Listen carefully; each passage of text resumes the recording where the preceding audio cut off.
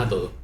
En el vídeo del día de hoy nos vamos a salir un poco de nuestro proyecto DDD y arquitectura y como hace un par de días pues liberaron la versión, bueno, la preview de .NET 10, pues vamos a revisar un poco qué novedades trae, os comentaré pues, los puntos que considero más interesantes y bueno, vamos a ver si realmente pues esta versión de NET 10 merece la pena o no.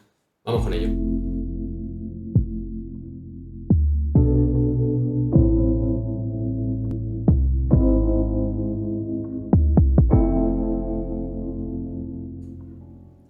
Bueno, pues estoy aquí en el blog de Microsoft, donde ya, como veis, pues lo que decíamos, la versión en preview de NET 10 pues ya está disponible.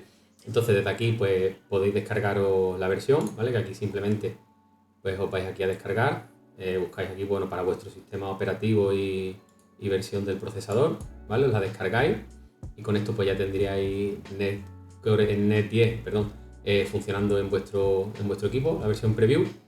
Aquí, bueno, pues tenéis una descripción un poco de todo lo que incluye, pues relacionado con las librerías propias del framework, con mejoras en tiempos de ejecución, con el SDK del lenguaje C#, ¿vale? Nosotros del lenguaje C# pues no vamos a ver nada, de Visual Basic tampoco, de la parte ASP.NET Core y Blazor no vamos a ver nada, MAUI por supuesto, Android y todas estas cosas de móvil tampoco, Windows for no, Windows Presentation Foundation tampoco, en Entity Framework Core sí que vamos a ver un par de cosas. El tema de los contenedores tampoco vamos a entrar mucho en detalle, así que bueno, esto es todo. Como digo, desde aquí os lo podéis descargar, tenéis toda la información, os dejaré este enlace en la descripción y bueno, vamos directamente ya al código. Vale, pues ya estamos en Visual Studio. Como veis, yo me he generado aquí un pequeño proyecto de consola ya con la versión de NET 10 en preview. Aquí veis que el Target Framework es NET 10.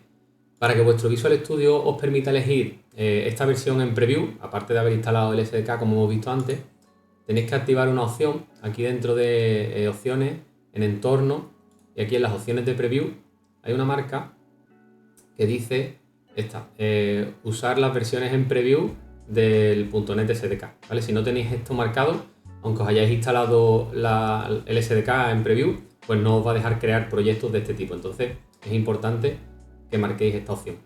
Yo ya la tengo marcada, así que bueno, como os decía, yo me he centrado en 4 puntos, ¿vale? El tema de runtime, de librería, de Entity Framework Core y de C#. Habrá algunas cosas que las vamos a pasar pues muy por encima porque me parecen menos interesantes, o al menos para el día a día nuestro, y otras que sí que a lo mejor comentaremos un poco más en detalle porque las considero interesantes. Entonces, bueno, relacionados con las librerías propias del framework, ¿vale? Pues tenemos aquí varios apartados. Este código, por supuesto, os lo subiré y os dejaré por ahí en la descripción el link al repo de GitHub y para que lo podáis descargar si queréis y poder echarle un vistazo, aunque no tiene mucho misterio. Básicamente he cogido los ejemplos que vienen en la propia web, en el propio blog de Microsoft, les he dado un poco de forma y ya está, ¿vale? No he hecho nada en concreto. Entonces, bueno, la primera pues tiene que ver con temas de certificados digitales, ¿vale? Pues bueno, antes dentro de un storage de certificados, pues no había la posibilidad de buscar pues por el tipo de encriptación, digamos, que tenía ese certificado, sino que simplemente pues había un método find de, oye, encuéntrame certificado y bueno, pues como dice aquí, solo se podía buscar el SHA-1 y no podíamos buscar en concreto pues por otros algoritmos de encriptación.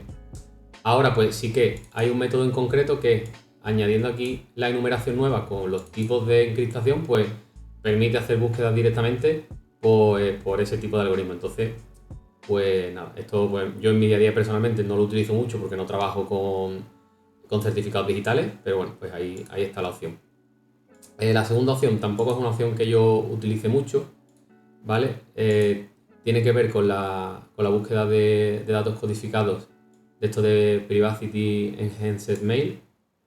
Y bueno, pues simplemente antes había que convertir primero a cadena de bytes antes de procesar el PEM y ahora pues directamente se puede hacer, ¿vale? Pues mejora el rendimiento, la eficiencia y tal, ¿vale? Pero bueno, esto es un poco de paja en mi opinión. Vale, este que ya, bueno, sí me parece un poco más interesante porque puede que sí que lo utilicéis. El método ISOWeek, pues antes no tenía el tipo date only, ¿vale? Con lo cual pues teníais fecha y hora. Ahora pues tiene aquí el método DateOnly, con lo cual pues lo hace más claro y eficiente, como dice aquí, sin necesidad de meterle las horas. Temas de normalización de cadenas. Pues nada, tampoco mucho que destacar. Antes, pues para normalizar la cadena, pues teníamos que almacenarla en un string y ahora pues no es necesario hacer ese almacenamiento previo. Entonces, pues mejora el rendimiento y reduce la carga en memoria, evitando asignaciones innecesarias. No tiene tampoco mucho. Esta sí me parece interesante, quizás parece una tontería, pero quizás que me parece de las más interesantes que he leído aquí recientemente. Porque, o sea, ¿cuántas veces os ha pasado que al ordenar cadenas que contienen números, pues os lo ordena como cadena y no como número? Pues a eso ya le han dado solución, sin que tengamos nosotros que comernos mucho la cabeza. Entonces, pues imaginaos, antes teníamos pues versión Windows 8, Windows 10, Windows 11, le decíamos array sort, pues esta ordenación pues no era la que nosotros deseábamos en muchos casos. Entonces, pues ahora directamente con el string compare, si le decimos aquí que estamos ordenando cadenas con números, pues directamente ya me hace esta ordenación de forma correcta, ¿vale? Esto sí que era un quebradero de cabeza en muchas ocasiones y bueno, nos pasaban cosas extrañas y no sabíamos muy bien por dónde venían, y era por eso, porque estábamos tratando cadenas con números y al final pues lo trataba como cadena y no como número.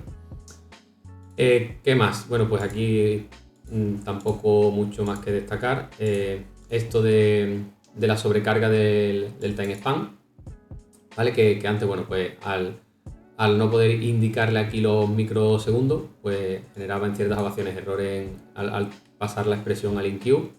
Ahora ya pues directamente podemos añadirle aquí ese segundo parámetro y ya pues funcionaría correctamente.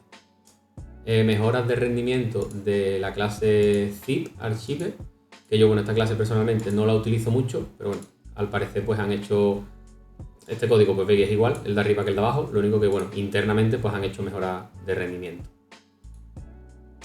¿Qué más? Aquí pues sobre los diccionarios ordenados, pues también antes el try_add no devolvía el índice del elemento insertado, ahora pues se devuelve ese índice y bueno, pues como conclusión pues se mejora la eficiencia al manipular este tipo de clases de objetos.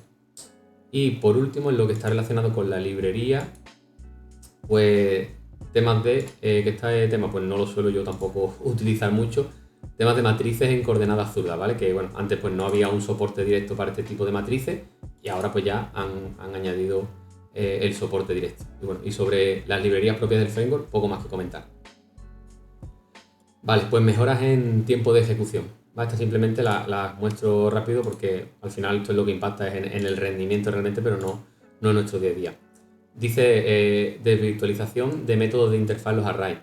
Pues antes la iteración sobre los arrays mediante interfaces resultaba en llamadas virtuales. Esto pues impedía optimizaciones como inline o asignaciones en pila. Ahora pues ya en el just in time, ahora puedes desvirtualizar e inlinear llamadas. Esto permite pues mejoras de optimización y rendimiento. Aquí pues más o menos en la misma línea, mejoras de rendimiento, ¿vale? En este caso en asignación de la pila y relacionado con el recolector de basura. Simplemente pues esto leeroslo y ya está, no nos va a impactar mucho en el día a día en el desarrollo y esto pues más de lo mismo, ¿vale? Tampoco es que impacte mucho.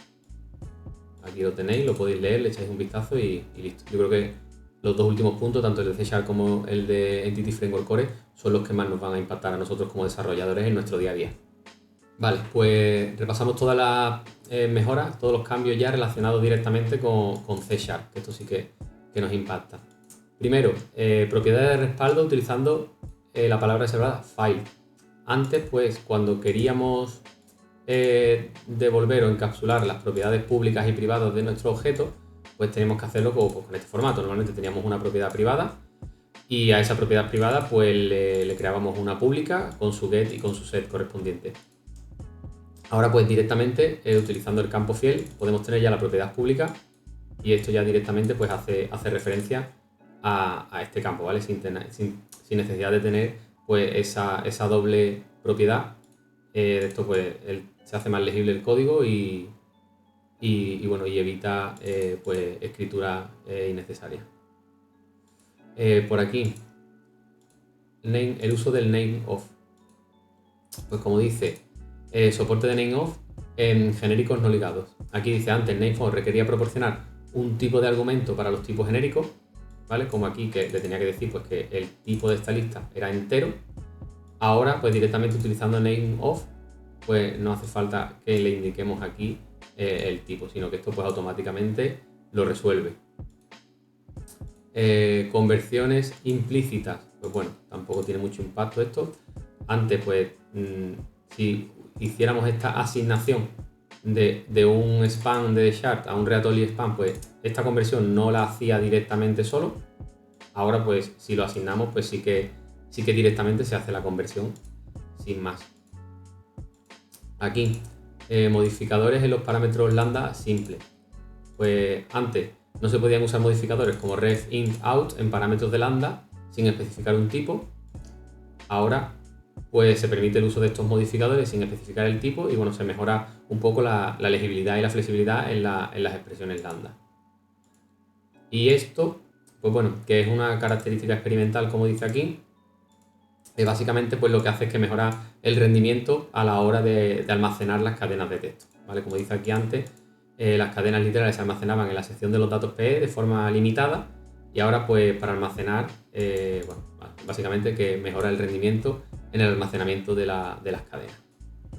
Y por último, además de todas las mejoras de rendimiento pues, que hemos comentado, quizás de lo que más interesante me parece de esta versión 10 de .NET, pues es todo lo relacionado con Entity Framework Core, porque añaden muchas cosas que antes había que hacer muy manualmente y ahora pues ya directamente le dan ellos soporte. Como por ejemplo el tema de utilizar el left join, ¿vale? Pues antes, para utilizar el left join, pues había que hacer un group by, select many y bueno, había que liar aquí la de Dios para simplemente hacer un left join. Ahora pues ya directamente se ha añadido la opción left join, lo cual pues facilita mucho. Fijaos que de 20 líneas de código pues paso prácticamente a la mitad. Entonces esta sí me parece una propiedad muy interesante.